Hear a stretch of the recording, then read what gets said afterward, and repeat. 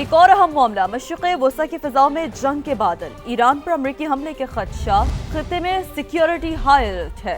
ایران کی فضائی حدود تمام غیر ملکی ایئر لائنز کے لیے بند کر دی گئی، صرف ایران آنے جانے والی پروازیں جاری ہیں۔ قطر میں امریکی بیس پر عسکری سرگرمیوں میں اضافہ، امریکی حکام نے غیر ضروری عملے کو بیس سے نکال دیا ہے۔ ایرانی پاسداران انقلاب کے سربراہ میجر جنرل محمد پاکپور نے کہا ہے امریکہ اور اسرائیل کسی غلط فہمی میں نہ رہے، کسی بھی مہم جوئی کا بھرپور جواب دیں گے۔ سعودی عرب، قطر اور عمان نے امریکہ کو حملے سے گریز کا مشورہ دیا ہے۔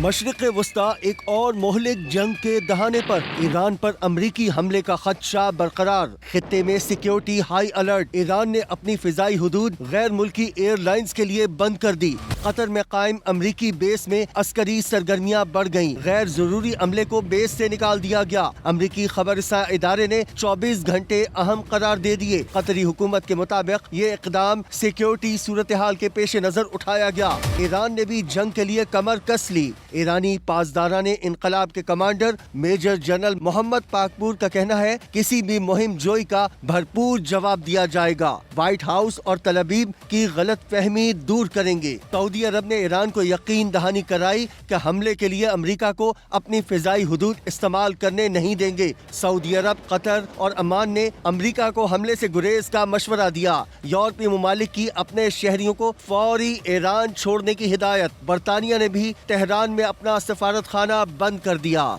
ایسے میں ایرانی وزیر خارجہ عباس عراقچی نے کہا ہے کہ ہماری لڑائی دہشت گردوں سے تھی، مظاہرین سے نہیں، پھانسیاں دینے کا کوئی منصوبہ نہیں تھا۔ امریکی ٹی وی کو انٹرویو میں کہا کہ شر پسندوں نے داعش کی طرز پر حملے کیے، پولیس اہلکاروں کے سر قلم کیے، زندہ جلا دیا، عام مظاہرین پر گولیاں برسائیں۔ دہشت گرد زیادہ سے زیادہ لوگوں کو قتل کرنا چاہتے تھے کیونکہ صدر ٹرمپ ایسا چاہتے تھے۔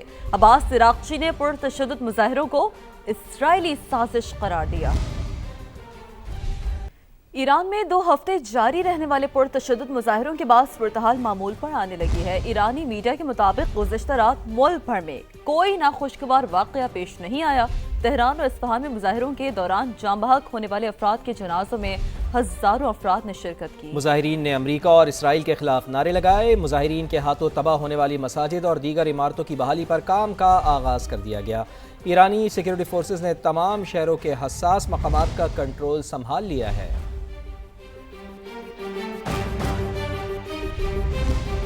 امید ہے کہ ایران موجودہ بحران پر جلد قابو پا لے گا، صورتحال پر نظر رکھے ہوئے ہیں، ایرانی قیادت اور عوام پر مکمل اعتماد ہے۔ پرامن و مستحکم ایران پاکستان کے مفاد میں ہے، ترجمان دفتر خارجہ کی بریفنگ طاہر اندرامی نے کہا۔ تہران میں پاکستان کا سفارت خانہ پاکستانیوں سے رابطے میں ہے اور ان کی مکمل دیکھ بھال کر رہا ہے۔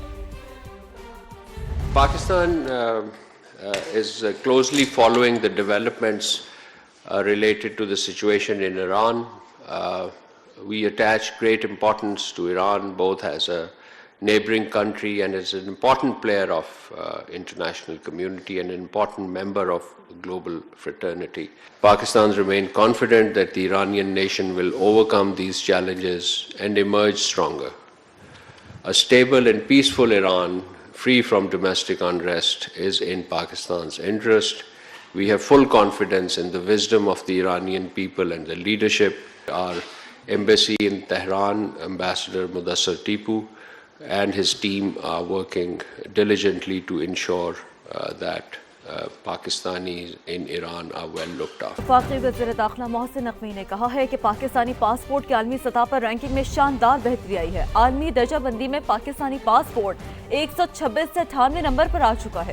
Social media website X پر پیغام میں محسن نقوی کا مزید کہنا تھا پاکستانی پاسپورٹ کی رینکنگ میں تیزی سے بہتری عالمی سطح پر پاکستان پر اعتماد کا مظہر ہے۔ انشاءاللہ ترقی کا یہ سفر مستقبل میں بھی جاری رہے گا۔ تو وفاقی وزیر داخلہ محسن نقوی نے کہا ہے کہ پاکستانی پاسپورٹ کی عالمی سطح پر رینکنگ میں شاندار بہتری آئی ہے۔ عالمی درجہ بندی میں پاکستانی پاسپورٹ 126 سے 98 نمبر پر آ گیا ہے۔ Social media website X پر پیغام میں محسن نقوی کا مزید کہنا تھا کہ پاکستانی پاسپورٹ کی رینکنگ میں تیزی سے بہتری عالمی سطح پر پاکستان پر اعتماد کا اظہار ہے۔ انشاءاللہ ترقی کا یہ سفر مستقبل میں بھی جاری رہے گا۔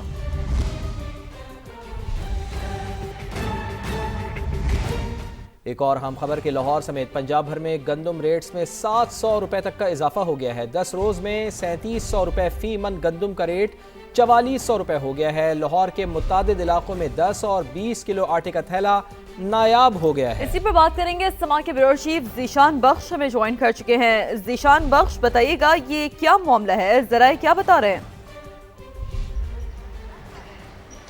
جی بالکل، جو گندم کی قیمت ہے جب سے فصل کی بجائی ہوئی ہے اس کے بعد سے اس میں مسلسل اضافہ دیکھا جا رہا تھا، اور لاہور میں خاص طور پر 10 اور 20 کلو کا جو آٹے کا تھیلا ہے، جو سستا آٹا گورنمنٹ کی جانب سے جاری تھا لوگوں کی سہولت کے لیے، اس کی بھی کمی دیکھی جا رہی ہے اور وہ ناپید ہو رہا ہے۔ اگر میں مجموعی طور پر قیمت کی بات کروں تو صرف اور صرف 10 روز کے اندر جو قیمت تھی وہ 3700 روپے من سے بڑھ کر 4400 روپے ہو گئی ہے۔ راولپنڈی میں یہ قیمت ذرائع کے مطابق 4700 اور 4800 تک فروخت ہو رہا ہے۔ اسی طرح جو آٹے کا 15 کلو کا تھیلا تھا وہ بھی 1750 روپے کا فروخت ہو رہا ہے، جو کہ پہلے 1500 روپے کا فروخت ہو رہا تھا۔ اسی طرح گجرانوالہ اور گجرات میں بھی جو قیمت ہے وہ 4500 پر پہنچ گئی ہے۔ گندم کا جو ملتان کا ریٹ ہے وہ 4800 روپے ہے۔ اسلام آباد میں 4400 روپے میں یہ دستیاب ہے۔ 10 اور 20 کلو کے جو تھیلے ہیں، حکومت کا یہ کہنا ہے کہ وہ بآسانی دستیاب ہیں، لیکن عملی طور پر مختلف مارکیٹس میں جو ہم نے چیک کی ہے ان کی جو فراوانی ہے، جو دستیابی ہے، وہ اس طرح سے نہیں ہے۔ لیکن مجموعی طور پر ابھی چونکہ گندم کی فصل آنے میں کچھ وقت ہے، تو اگر حکومت کی جانب سے کوئی باضابطہ منصوبہ بندی کے ساتھ اس کے اوپر کام نہیں کیا جاتا تو بلا شبہ جو مڈل مین ہے وہ اس وقت اس کی شارٹیج پیدا کرے گا، اور اس شارٹیج سے لوگوں کو تکلیف کا سامنا ہوگا۔ جب گندم کی کٹائی ہوئی تھی 2025 کے اندر تو اس وقت 2000 سے لے کر 2500 اور کچھ جگہوں پر 3000 قیمت گئی تھی، وگرنہ جو کسان تھا وہ 2000 2200 2300 تک اس نے اپنی گندم بیچی ہے۔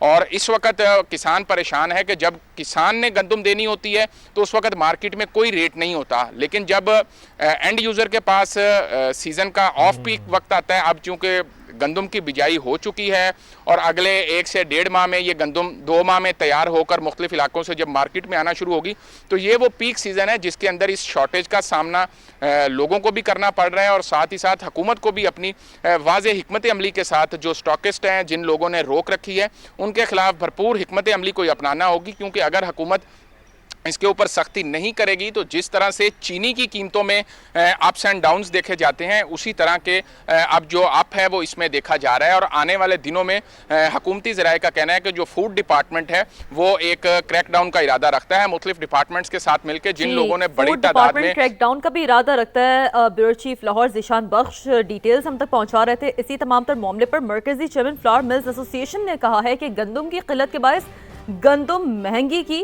آٹے کی قلت نہیں، بازار میں وافر مقدار میں موجود ہے۔ ڈی فوڈ محکمہ خوراک کا یہ موقف ہے تمام تر معاملے سے متعلق۔ 10 اور 20 کلو آٹے کا تھیلا دکانوں پر دستیاب ہے۔ ڈپٹی ڈائریکٹر فوڈ کی جانب سے یہ کہا گیا ہے۔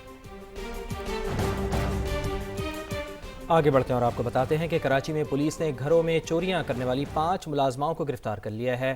ماسی گینگ سے لاکھوں روپے اور موبائل فونز بھی برآمد کر لیے گئے ہیں۔ مزید جانیں گے نوید کمال سے۔ جی نوید کمال، بتائیے۔ جی بالکل، کراچی بھر کے پوش علاقوں میں گھریلو ملازماؤں کی طرف سے وارداتوں کی شکایات عام ہو چکی ہیں۔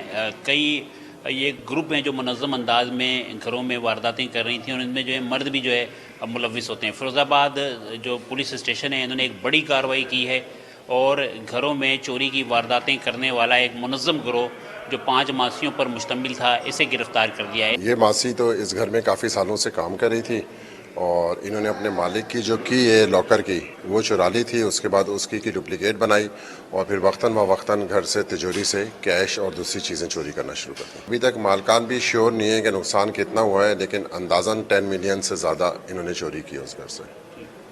بالکل، جو نقصان ہوا ہے وہ کروڑوں میں ہے، تقریباً 1 کروڑ سے زائد جو مالکان کہہ رہے ہیں کہ انہوں نے جو ہے مختلف جو وارداتوں میں مختلف وقت میں جو ہے یہ چوری کی ہے۔ ان جو ماسیوں کا تعلق ہے وہ اندرون پنجاب کے مختلف شہروں سے تھا۔ انہوں نے جو ہے چوری کی واردات سے جو ہے اپنا جو ہے طرز زندگی ہے اس کو بھی بہتر بنایا، جس سے ان کے اوپر شبہ ہوا اور پولیس نے جو ہے ٹیکنیکل بنیادوں پر جب کارروائی کی تو ان کی گرفتاری عمل میں آئی۔ جی ٹھیک ہے، اپڈیٹس کے لیے شکریہ آپ کا۔ آگے بڑھتے ہیں۔ لاہور کے احتساب عدالت نے گجرات ترقیاتی منصوبوں میں مبینہ کرپشن کے نیب ریفرنسز میں سابق وزیر اعلیٰ چودھری پرویز الہی سمیت دیگر تمام ملزمان پر فرد جرم عائد کر دی ہے۔ لاہور کی احتساب عدالت کے جج رانا عارف نے نیب ریفرنس پر سماعت کی۔ سابق وزیر اعلیٰ پنجاب چودھری پرویز الہی سمیت دیگر ملزمان اپنے وکیل عامر سعید کے ہمراہ احتساب عدالت میں پیش ہوئے۔ احتساب عدالت کے جج نے چودھری پرویز الہی سمیت تمام ملزمان پر دوران سماعت فرد جرم عائد کی۔ ملزمان نے صحت جرم سے انکار کیا، جس پر عدالت نے نیب کے گواہان کو 29 جنوری کو طلب کر لیا ہے۔ نیب نے 2 نئے ملزمان آنے کے بعد ضمنی ریفرنس دائر کیا تھا۔ احتساب عدالت نے نیب کے گواہان کو طلب کرتے ہوئے کارروائی 29 جنوری تک ملتوی کر دی ہے۔